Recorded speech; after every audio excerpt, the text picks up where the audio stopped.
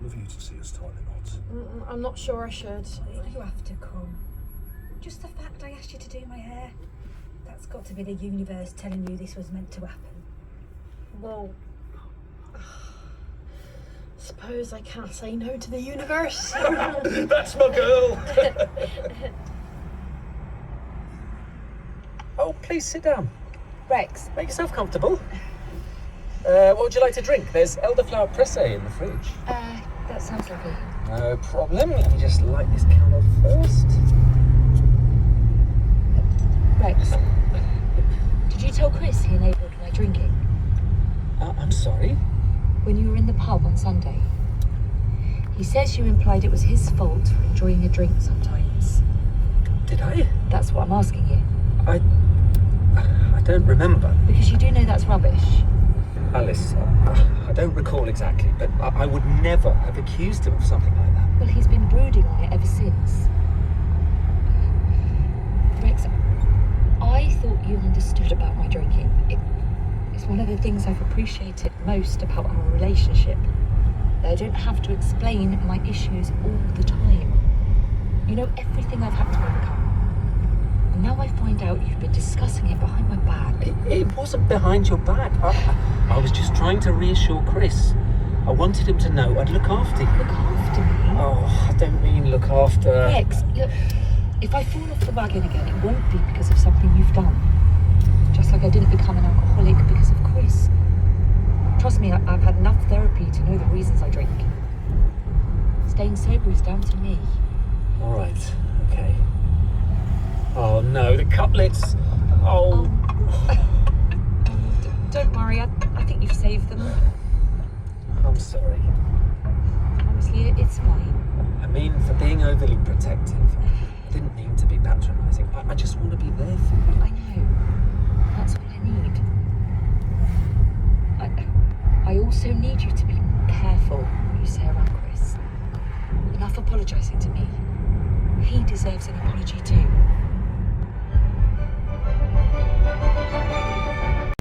The most haunted house in England, or a Victorian ghost hunter's elaborate hoax. Witnesses to genuine poltergeist activity, or a 1960s Yorkshire family with an overactive imagination. Join me, Danny Robbins, and my team of paranormal experts as we dig deep into the past, reopening classic cases and searching for the truths they left behind.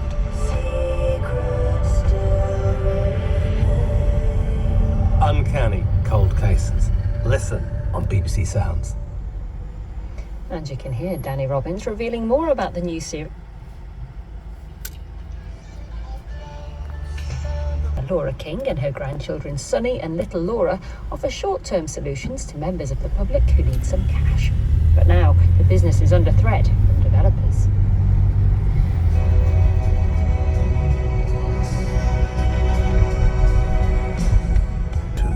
By Paisley Jackson.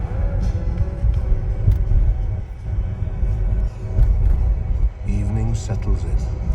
Shutters roll down. The rush halts, and shop lights blink off one by one. But along Cowbridge Road in Cardiff, the familiar glow refuses to fade. King's Pole, the business and livelihood of the King family remains linked. Because of news, it makes the idea of rest impossible.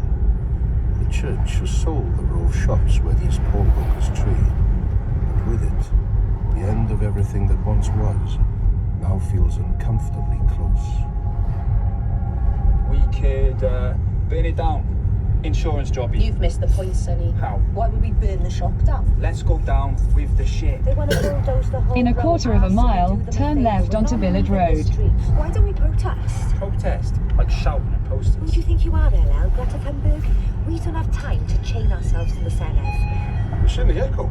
I bought us one each.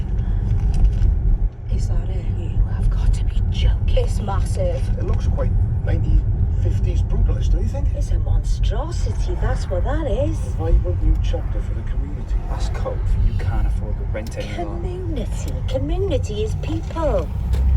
Oh, for Christ's sake. It's bad enough it's all macho. In a quarter of a mile, at the roundabout, take the second There's a exit. meeting at church tomorrow.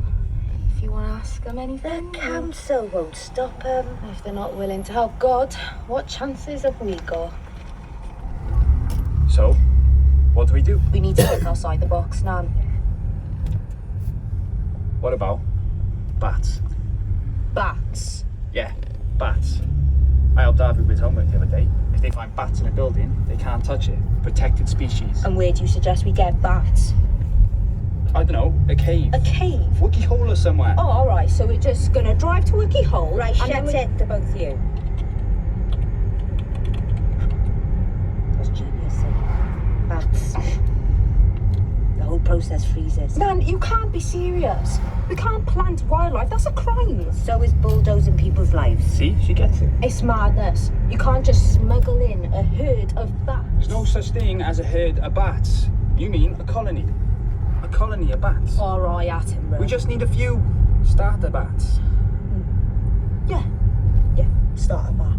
fantastic. If it buys us time, a month, 6 months, anything is worth it. You're actually taking him seriously, aren't you? You said, think outside the box. Well, here's your box. Right, what do you need?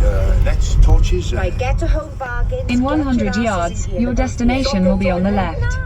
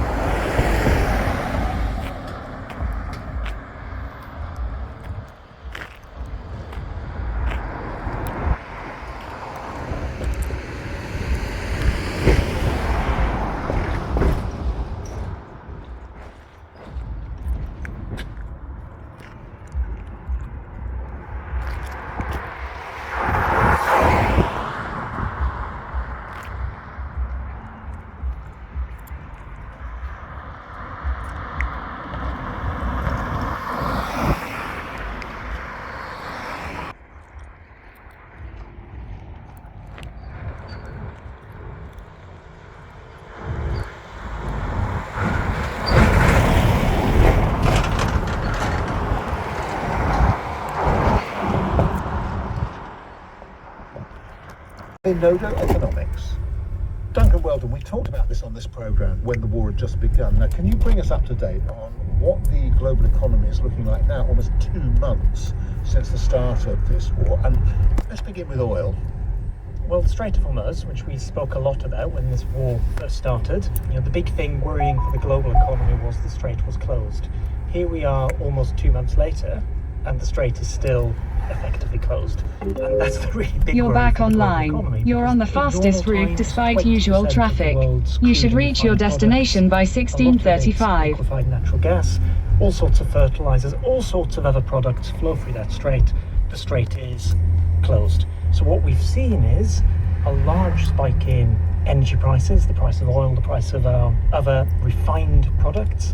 The price of oil has come down a little bit over the last couple of weeks, but we're now talking about oil at something like $95, $100 a barrel. Before the war, we were talking about $65 a barrel. So this big move in energy prices means we're going to get more inflation and weaker economic growth. Have we been able at all, has the world been able at all to substitute In a quarter for of the a loss mile, the at the Strait of roundabout, Hormuz? turn left onto So there has Hainault been some Road. substitution within the region. So, for example, Saudi Arabia is moving more oil via an east-west pipeline and exporting it via the Red Sea. The United Arab Emirates has managed to reroute some of its exports to a port which does not face onto the Strait of Hormuz. Iraq is moving more oil via Turkey, some of it by truck. But it looks like, people's numbers slightly vary, but it looks like the world is missing something like 10 In 300 yards, turn left onto Chadwell Heath Lane. Demand is about 100 million barrels per day. This is a big number. And as of now, who's being affected worst? The countries whose economies are being hit the hardest are Iran and the Gulf countries, who've been directly involved in one way or another in the fighting. We step back from that, we look at the global energy price shock. It's roughly what you'd expect. Countries which export Turn left onto oil, Chadwell export Heath energy, Lane. are better placed to weather this sort of shock. Your Canadas, your Norways. Seems to suggest that actually we're already on the cusp of certain sorts of shortages, which we're going to feel as travellers and consumers. Yes, so lots of the attention, particularly in Europe, has been on price changes. Alongside price changes, we have to worry Continue about on Chadwell quantities. Heath Lane And for you've 1 already mile. seen shortages of lots of refined products across parts of Asia, who feel this shock quicker because it takes a tanker less time to get from, the Gulf of Oman into Asia. Those sorts of shortages now start to become worrying in Europe. Europe has received its last shipment of jet fuel from the region. It came at the start of April. It's not just Lufthansa cutting flights. Lots of European airlines are not just worried about the cost of jet fuel, they're worried there is not going to be enough jet fuel available for all of their planned flights. Right, so that just can't be dealt with simply by surcharging passengers on flights. There's going to be fewer flights. And finally, Duncan, before I move on to Joe Stiglitz, this isn't the first economic shock of the 2020s. So just remind us briefly of the others, where this kind of builds up. Briefly, obviously in 2020 we had the pandemic, lockdowns, disruptions of global supply chains. 2022 we had Russia invading Ukraine, an energy price and food price shock. 2025 we had the United States and President Trump going for sort of the largest increase in tariffs of any advanced economy in about a century, and really volatile trading environment. The interesting thing is, I think, in the 2050s, in the 2060s, when economic historians write about the 2020s, they will say what marked the 2020s was all of these major shocks coming so close together, because 6 years feels like an age to live through, but it's a blink of the eye in terms of the grand sweep of economic history. Joe Stiglitz, how serious do you consider the world economic situation to be as of right now? I think it's serious, but how serious will really depend on how things unfold. Let me pick up on one thing that Duncan said. Since World War II, we've been working to create a borderless world, a rules-based international trade system. We told countries, you don't need to be self-reliant on food. We have a global economy where you can take advantage of comparative advantage and economies of specialization. The events that Duncan just described have meant we moved away from that in a dramatic way. And whatever happens in the future has meant that countries are going to become more self-reliant. The second thing that is clearly here right now is we had not brought In 300 yards, down turn left to onto the High levels Road, of the A118. pandemic to what central banks had considered acceptable, 2%. And now we have an inflationary shock, which the IMF anticipates will put inflation well above 3%. Turn That left means onto High higher Road, interest rates, A118, then slower turn right economic onto growth, Station Road. more economic disruption. And finally, to pick up on who is affected the most, one group that is very badly affected are the highly indebted countries, the poor countries in Africa and elsewhere. The Turn shocks right that onto we Station described Road. Before, the pandemic, the oil price shock associated with Ukraine, the general increase in interest rates, has all had a devastating effect, putting many of these countries into debt distress. This In will 200 put yards, some of those at the countries roundabout, over continue the straight top. to stay on Station And Road. finally, I did want to comment, while the United States is a net exporter of oil, not a lot, but you would have thought that the consumers are not happy, producers are not happy about their goods. So it is very disruptive, even in countries that are in the aggregate not affect farmers. Joe, can we do an act of comparison here? I mean, you've looked at the history of such shocks and oil shocks, including going right the way back. How does this compare with, I don't know, say the oil shocks of the 1970s and the economic consequences of that? In one sense, the relative magnitude of the increase in price today is smaller. The inflationary shock in the 70s was very bad. Given the history that we've had, that we've been talking about, that makes this particularly difficult. Joe, are you talking about a scenario in which you will have lower economic growth but still high inflation, which of course is a situation that has a specific word coined for it? Yeah, stagflation. And I think there is a risk of stagflation. It will affect different countries differently, and it will depend a little bit on how monetary policy reacts. Normally, monetary policy reacts to inflation by increasing interest rates, and that further slows down the economy on top of the shock. President Trump is trying to end the independence of the Federal Reserve and have low interest rates in spite of the inflationary shock. I don't think he's going to get away with it. I mean, you're a better reader, of course, of the American scene than I am. But my distinct impression was that the American consumer was not a great fan of inflation. Oh, no country is a great fan of war. A central issue in the American discourse was what we call the affordability crisis. Our mayor here in New York, Mandami, ran on the platform of affordability and got enormous support. So many Americans are feeling the crunch. It's partly because we've had this enormous growth of inequality in our country. So it's a combination of this trend in America of greater and greater inequality with the inflation really making people feel life is really hard. Joe, what about the economic impact of tariffs? It's a year on, isn't it, from that famous Liberation Day with those great charts showing that Cambodia would have to pay 73% more tariffs or something like that. What is understood to be the economic impact of those tariffs in addition to what we're doing now? Well, it's added an enormous amount of uncertainty. The threats is going up, going down, going up, going down. Supreme Court ruling that the tariffs were illegal, his imposing a new set of tariffs. The inflationary effects have been smaller. The reason is the tariffs have not been actually imposed. So the estimate of the average tariff increase is a little bit more than 10%. Now, we just don't know where he's going to go from here. And his threats have been such that there continues to be a lot of uncertainty.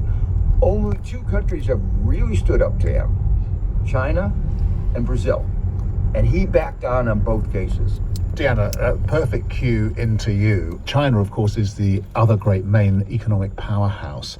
As you look at China, how worried has China been about the Iran conflict? What's in it for them? You know, let's say on a scale of 1 to 10, 10 being the most worried, I would argue 8. And it's both from an economic point of view, despite all the resilience it built in the system, it's still very dependent on oil. And if this conflict continues longer than the weeks we've seen and moves into months, then China's industrial processes will be threatened, much less the inflationary impact. That worries them less at this stage because unusually they actually are coming up from deflationary pressures. So that's in a way not too bad. But the real big change here is the geopolitical dimension. And you mentioned the tariffs impact. What has happened is that we're living in a bifurcating world, splitting between a US and a Chinese sphere of influence. When the US played the tariff card, China responded with restricting access to be a very strong card that the US was not prepared for China using. This is a problem. Can you tell us what the knock-on problems inside the Chinese economy are as a consequence of that? It are the likes of Japan, India, Korea. And certainly China now is dealing a lot more in terms of its trade and growth with Asia than the rest of the world. So the second knock-on impact is what happens to the rest of the world and how their demand shock will impact China. Now, before I bring Joe and Duncan in on this, can you just tell us what role, therefore, China's been playing in trying to end this war, if the stakes are quite high for it? So China brought Iran to the table in terms of these negotiations, because for starters, their perception of this particular Iranian regime is not a good one. Also, it hasn't made the situation inside Iran for its people good. So the Chinese are not looking favorably from that perspective on this Iranian regime. And the final straw, I would say, that sort of breaks the camel's back is the fact that in the West, we're very used to rooting for the underdog. In China, that's not the case. It's the exact opposite. And so, looking at how successful America has been with its military operation, the strategic discussion is separate, they are not happy with that. So they want a resolution now, but it is this triangular negotiation vis-a-vis their relationship with the US and importantly with the Gulf countries. So China is constrained because so much of its oil comes from the Gulf countries that it cannot support Iran 100%. Joe, before I go to Duncan and get all parochial and ask him about the effect on us here in the UK, what's the perception in the US amongst, if you like, the sort of more savvy commentators about where this current situation leaves relations between, and the power relations between the US and China? Well, first let me say, put this in broader context, China has prospered on the basis of a rules-based global order. They've been able to export, and so this disruption that began with Trump tariffs and now Trump invasion of Iran is very counter to what has brought them prosperity over the last 25 years. It's also changed their view of themselves and the world view of them as the stable element of the global order. They become the in a quarter of a mile at the roundabout, continue straight to stay on Porter's Avenue, A1153. In the world say China is a reliable ally. The U.S. is